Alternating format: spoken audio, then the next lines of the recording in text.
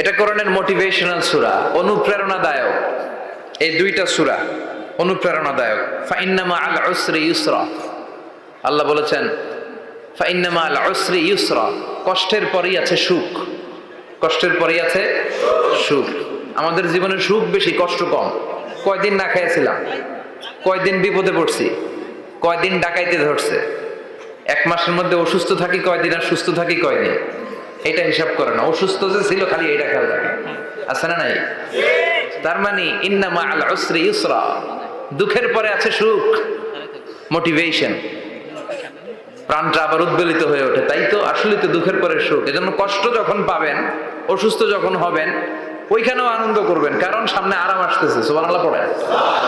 মুমিনের হারাবার কিছু নাই, দুঃখ পাওয়ার কিছু নাই।